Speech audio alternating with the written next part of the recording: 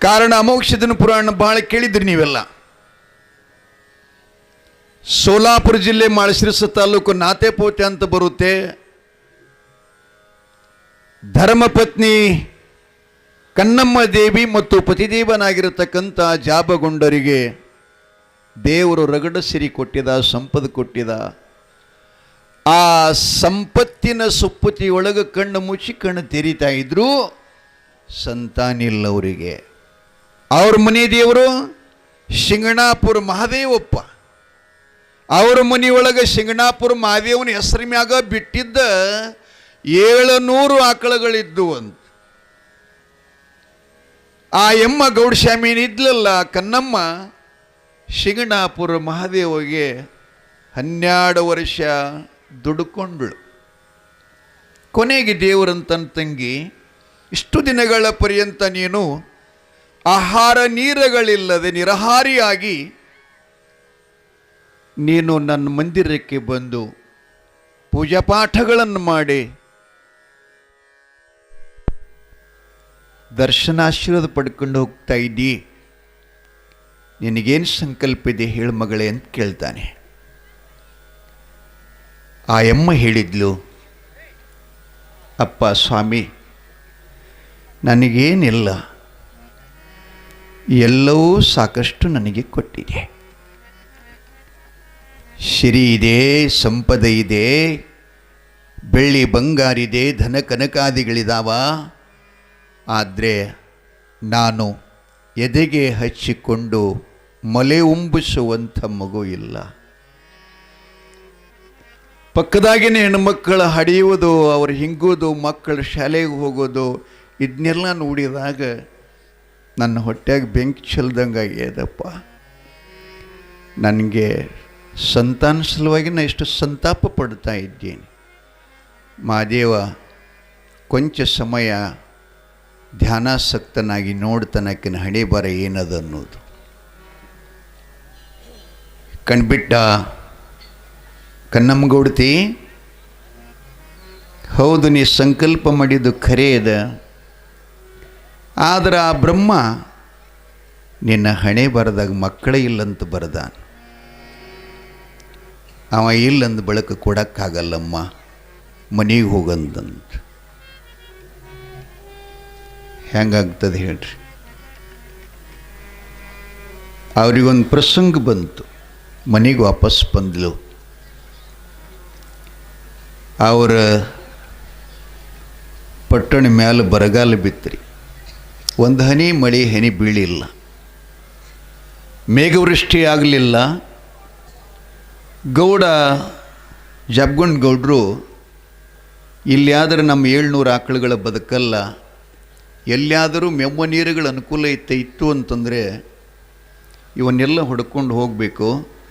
ಮನೆಯಾಗ ಆಳಮಕ್ಕಳು ಕೂಡ ಇದ್ರಿ, 100 ಆಳಮಕ್ಕಳು. ಒಕ್ಕಲ್ತನ ಮಾಡೋರು ಬೇರೆ, ಹೊಲಗಳಿರ್ತಕ್ಕಂಥ ಕೆಲಸ ಮಾಡೋರು ಬೇರೆ, ದನಗಳ ಕೈಯವರು ಬೇರೆ, ಹೀಗೆಲ್ಲ ಇದ್ದರೂ ಜಾಬಗೊಂಡ ಗೌಡರು ಆಕಳುಗಳು ಕಿಲ್ಲರ್ಗಳು ತಾವೇ ಯಾಕೆ ತಗೊಂಡು ಹೋಗ್ಬೇಕಂದ್ರು ಅಂತಂದ್ರೆ, ಆಳ ಮಾಡಿದ್ದು ಹಾಳದ, ಮಗ ಮಾಡಿದ್ದು ಮಧ್ಯಮದ, ತಾ ಮಾಡೋದು ಉತ್ತಮದ.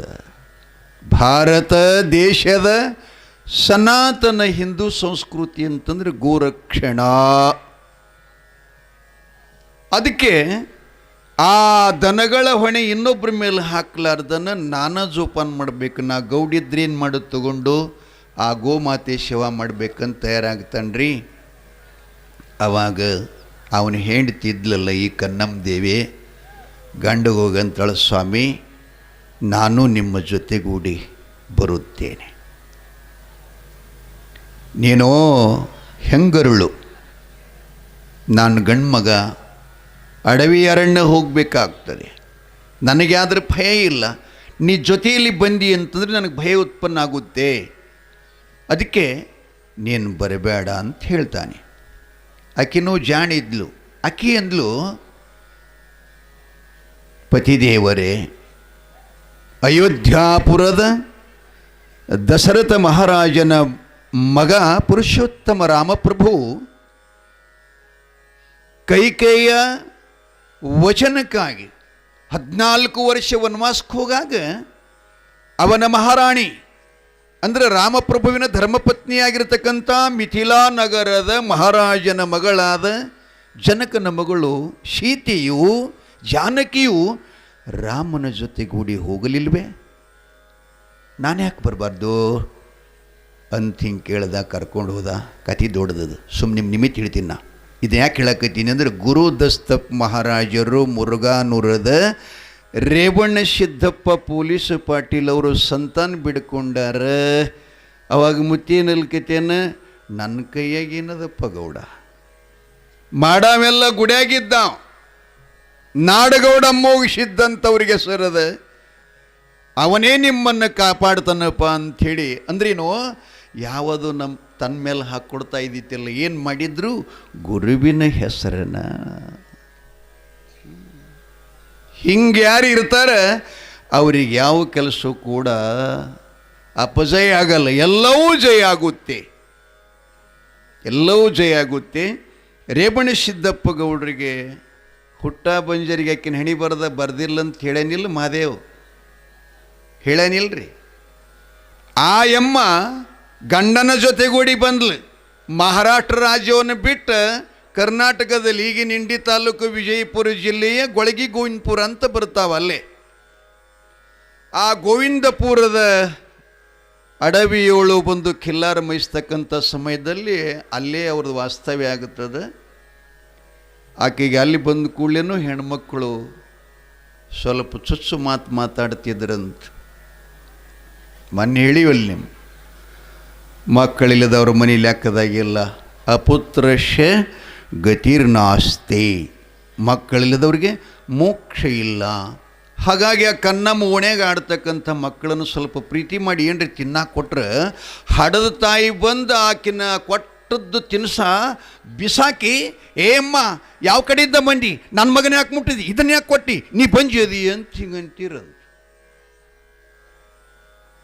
ಈ ಅಮ್ಮ ಸಾಯ್ಬೇಕಂತ ನಿರ್ಧಾರ ಆದ್ಲು. ಗಂಡನು ಸಾಯ್ಬೇಕಂದ. ರಾತ್ರಿ 12 ಗಂಟೆಗೆ ಇಬ್ಬರು ಒಂದೊಂದು ಬಟ್ಲಾಗ ವಿಷ ತಗೊಂಡು ಕುಡಿಬೇಕಂತ ಕುಂತಾರ.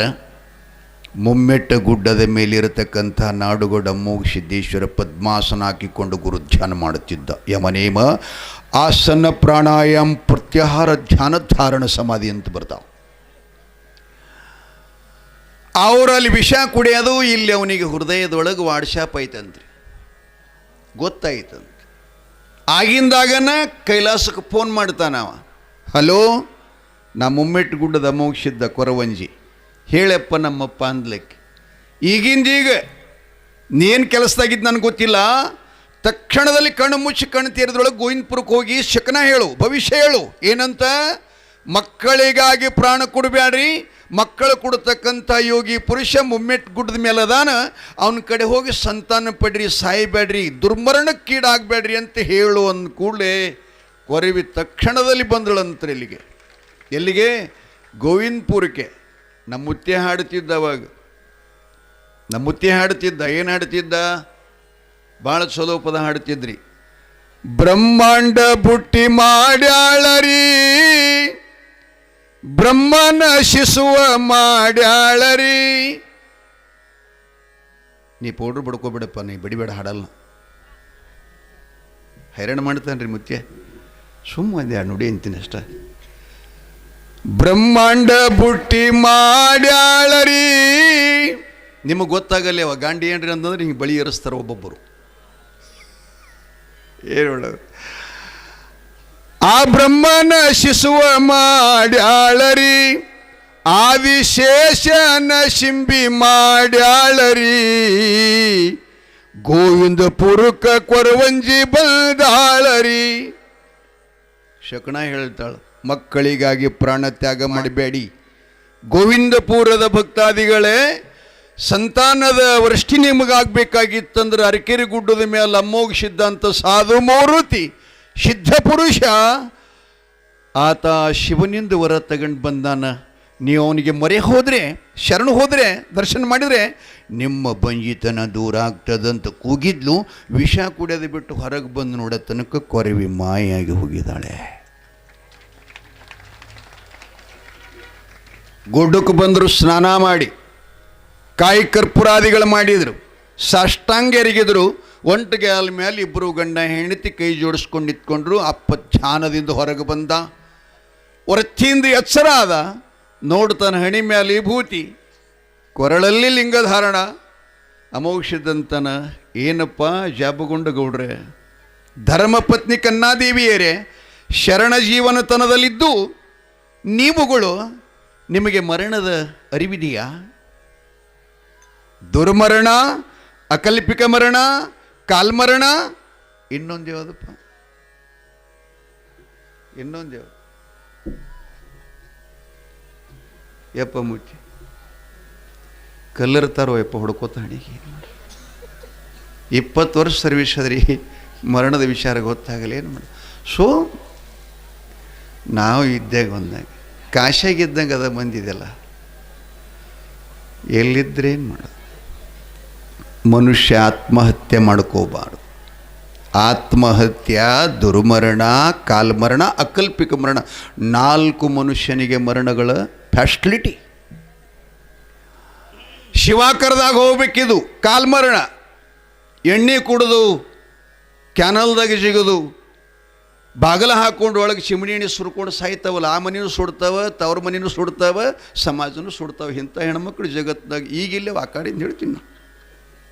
ಏನು ಮಾಡಿ ಸಾಯಬೇಕಾದ್ರೆ ಅರ್ಥ ಮಾಡ್ಕೋಬೇಕು, ಮನುಷ್ಯ ಎಷ್ಟು ಜನ್ಮಗಳಿಂದ ಈ ಜನ್ಮ ಕೊಟ್ಟಿದ್ದಾನೆ ಅನ್ನೋದು ಸ್ವಲ್ಪ ಖಬರ್ ಇರಬೇಕು ನಮ್ಮಲ್ಲಿ. ಖಬರ್ ಅಂದ್ರೆ ಅವರು ಜಾಬಗೊಂಡು ಕಣ್ಣವ್ರಿಗೆ ಬೈತಾನೆ. ನಿಮ್ಮಂಥ ತಿಳಿದವರು ಪುಣ್ಯವಂತರು, ಗುರುಲಿಂಗ ಜಂಗಮ ಅಂತಕ್ಕಂಥ ಮಹಾ ಪುಣ್ಯಶಾಲಿಗಳು ಒಂದು ಮಕ್ಕಳಿಗಾಗಿ ಇಂಥ ದೇಹ ಹಾಳು ಮಾಡ್ಕೋತೀರಂದ್ರೆ ಆ ದೇವನು ಮೆಚ್ಚುವನ? ಅಪಮೋಕ್ಷದ ಕೇಳಿದಾನೆ. ಆಗಲೇ ಇಬ್ಬರು ಸಾಷ್ಟಾಂಗ ಹಾಕಿದರು. ಯಪ್ಪ ಏನು ಮಾಡಬೇಕು? ಸಮಾಜದ ಚುಚ್ಚು ಮಾತುಗಳನ್ನು ಕೇಳಿದರೆ ಅರ್ಗಳಿಗೆ ಭೂಮಿ ಮೇಲೆ ಇರಬಾರ್ದಂತ ನಾವು ನಿರ್ಣಯಕ್ಕೆ ಬಂದಿದ್ದೇವೆ. ದೇವಲೋಕದ ಕೊರವಿಯ ಶಕುನ ಭವಿಷ್ಯ ಮಾತು ಕೇಳಿ ನಿನ್ನ ಸನ್ನಿಧಾನಕ್ಕೆ ಬಂದೀವಪ್ಪ, ಅನುಗ್ರಹಿಸು ಅಂತಂದಾಗ ಅಪ್ಪ ಹೇಳ್ತಾನೆ, ಇಷ್ಟು ತನಕ ನಿಮಗೆ ದೇವ್ರು ಯಾಕೆ ಸಂತಾನ ಕೊಟ್ಟಿಲ್ಲ ಅಂತಂದರೆ ನಿಮ್ಮ ಹೊಟ್ಟಿಲೇನೆ ಪರಮಾತ್ಮ ಹುಟ್ಟಿ ಬರಾಮದಾನ. ಮಾಯದ ಮಗ ಮಾಧುಲಿಂಗ ಅಂತ ಭಾಳ ದೊಡ್ಡ ಸಿದ್ಧಟಿಗೆ ಅದ, ಭಾಳ ದೊಡ್ಡ ಸಿದ್ಧಟಿಗೆ ಅದ.